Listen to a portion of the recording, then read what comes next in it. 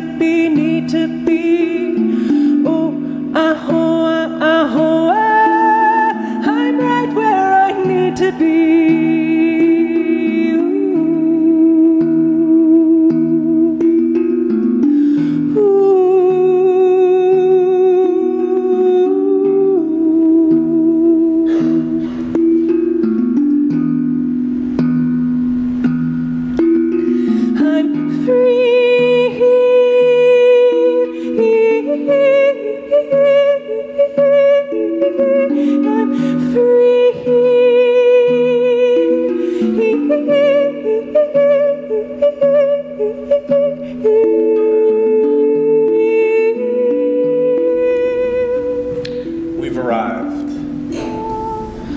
We've arrived at a new place, having gone from outside to inside to deeper inside. Through singing, through music, through breathing, we keep directing ourselves inward. And this is the natural season to go inside. There's something about winter, the cold and the darkness, that directs our attention inward. The fall always seems to be a season of connections. We start a new school year, a new church year. We celebrate the various holidays. So as we conclude 2017 and open ourselves to a new year, it's good to be looking inward. There's a long history of reflection and contemplation that's part of the Unitarian Universalist tradition, most notably by Henry David Thoreau, who at the age of 28 went to Walden Pond, seeking spiritual contemplation and regeneration in harmony with nature. He spent 2 years and 2 months in a cabin he built himself, observing and writing and studying the surrounding woods and his own inner life. He published his reflections in the book Walden, which 150 years later continues to attract and inspire new readers. Ralph Waldo Emerson, a Unitarian minister and Thoreau's mentor and friend, introduced Thoreau to the Vedic literatures of ancient India. In these works, Thoreau was drawn to the idea that the human soul deep within is divine, and that its divinity is to be found throughout nature.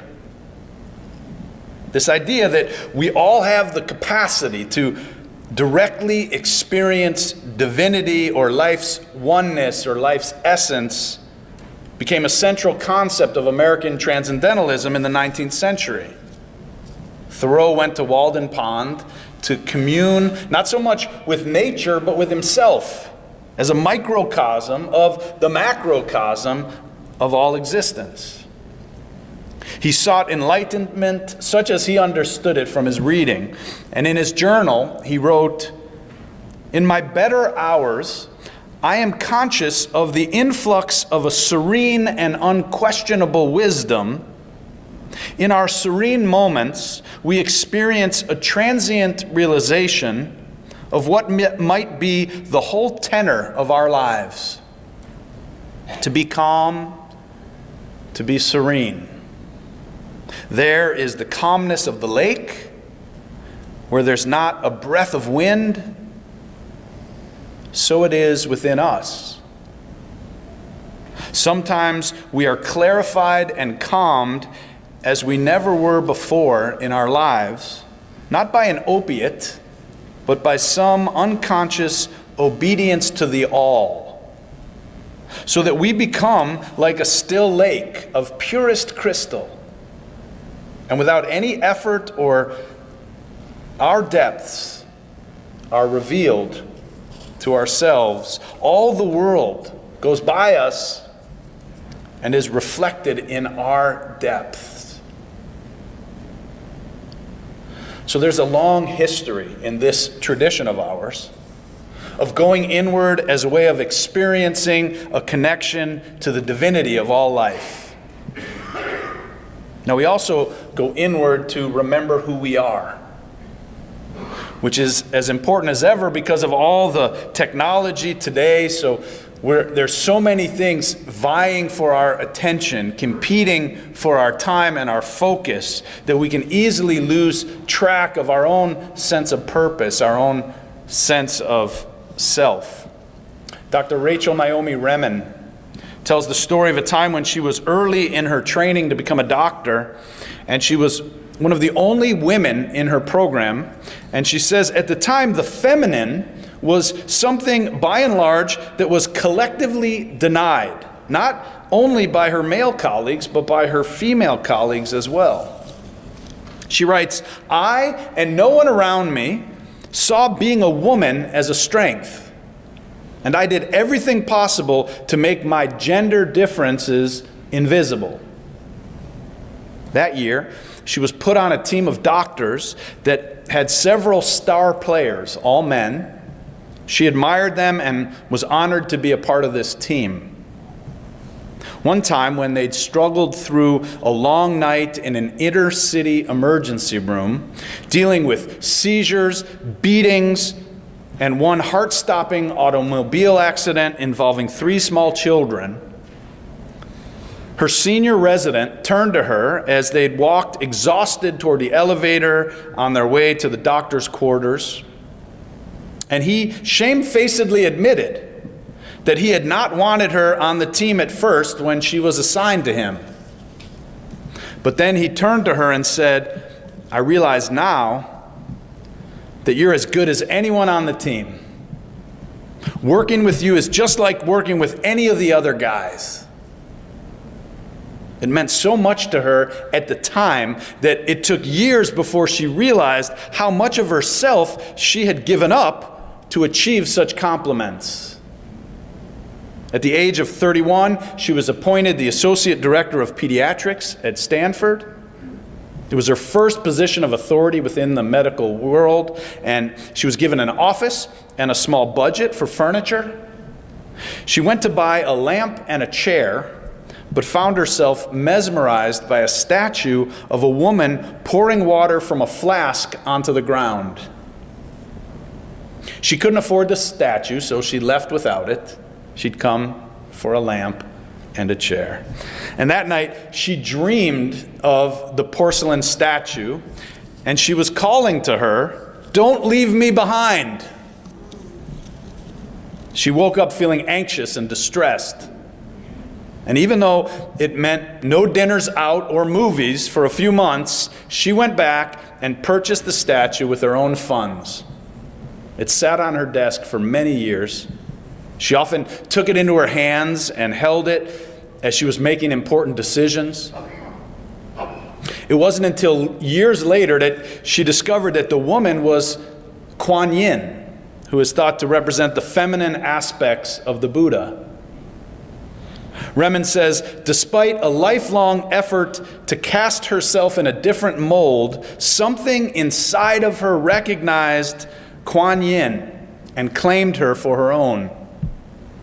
Long before her conscious mind realized what it was happening, something inside Dr. Remen recognized that there were important parts of herself that were being denied and disowned. And something inside of her found a way to feed those parts and to strengthen them. I wonder what parts of yourself are crying out, "Don't leave me behind." It's a good season to go inside and listen for those voices. It's also an opportunity to seek the truth, the ones that exist in us beyond belief. In our global world, we find ourselves surrounded by so many different religious ideas and spiritualities, each one explaining in a different way ideas of life and death and eternity.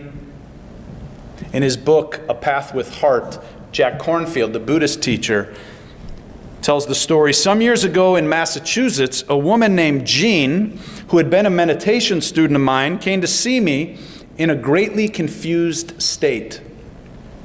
She'd been married to a doctor, and they had 2 children. Her husband had been subject to bouts of depression, and in the midst of one of them, during the preceding year, he committed suicide. This was very painful and sorrowful for her, but even more so for their children. The family had lived outside of Amherst and had been involved in many of the spiritual communities in the area. They studied with the Tibetans and the Sufis, and after his suicide, the whole spiritual network came to their family's aid. Each day, for many weeks, friends came to cook meals, to care for the children, to bring comfort and support. Many of them included spiritual ceremonies for the family and for the father who had died. One day, a close friend in the Tibetan community came over. He was excited, and he told Jean, "I've been doing the Tibetan prayers and visualizations of the dead over the past 40 days, and last night I saw him. Your husband is fine." The vision was so clear. He was entering the bardo of light of the western room with the Bodhisattva Amitabha. I could sense it so clearly. Everything is fine. Jean was greatly heartened by this. In town, several days later, however, she encountered a friend from the local Christian mystical community where she also practiced, and this friend came over excitedly and said, "He's fine, I've seen him. I had this profound vision just last night in my prayers and meditation, and he is surrounded by white light in the heavens of the ancestral masters." Jean was a little shaken and confused by this comment. When she went home, she decided to call on an old and respected teacher of hers, a Sufi master. When she arrived, before she could explain her dilemma, he announced to her, "Your husband is fine, you know. He's already entered a womb and will take birth in a female body through parents living in the Washington, D.C. area. I've been following his consciousness in my meditations." Confused and upset, trying to sort out what was true, she came to me. I asked her to consider carefully what she actually knew herself. If she put aside the Tibetan teachings, the Sufi teachings, the Christian mystical teachings, and looked inside her own heart, what did she already know that was so certain that even if Jesus or the Buddha were to sit in the same room and say, "No, it's not," she would look them straight in the eyes and say, "Yes, it is"? I was asking her to put away all the philosophies and beliefs, the maps of past and future lives and more, reminding her that what she knew might be very simple. Finally, out of the quiet, she said, "I know that everything changes, and not much more than that. Everything that is born dies, and everything in life is in the process of change." I then asked her if perhaps that was enough. Could she live her life from that simple truth fully and honestly, not holding on to what inevitably must be let go of? Perhaps this simple understanding would be enough to live a wise and spiritual life. What Cornfield was asking her to do was to put aside her beliefs, to go beyond belief and look at what was real inside. All the teachings that she'd heard that were to be put aside and figure out what does she truly know, that no matter what, she can stand behind. It's a task that we all must do. It's about going inward and trusting ourselves to know what's true and what's real and beyond belief. In this season, we have the opportunity and are encouraged to go inside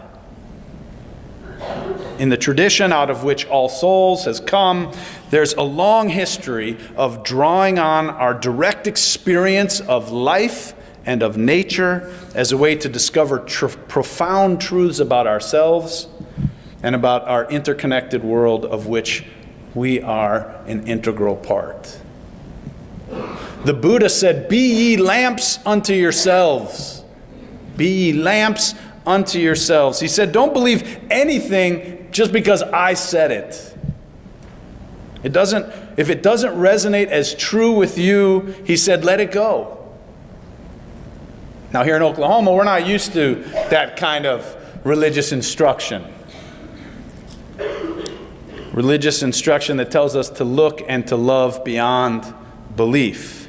It's not common to be told to look inside and to go deeper than the understandings and the teachings of the church or of the Bible. We're used to hearing, don't be fooled by your own mind, don't be fooled by your own heart. Believe what it says in the Bible, the unerring Word of God. This, however, is a different kind of community. It's a tradition with its religious and philosophical roots deep in the American story and beyond. So as we enter this new year, may you remember who you are, what is true for you. May you listen to the voices calling you not to leave parts of yourself behind. May this season be one in which you nurture your inner wellspring, leading to a profound season of rejuvenation ahead. As the Dalai Lama said in our poem this morning, the way is not in the cloud, it's in the heart. Amen.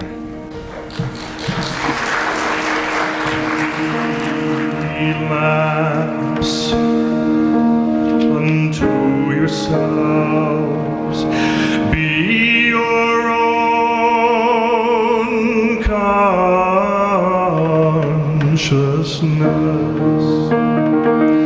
Hold to the truth within yourselves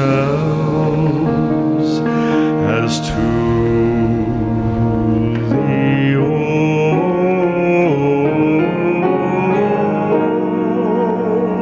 only lamp.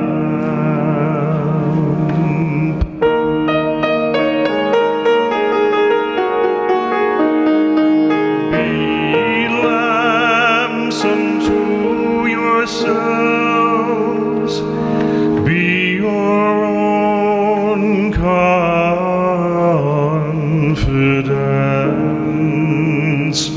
Hold to the truth within yourselves as to the only lamp.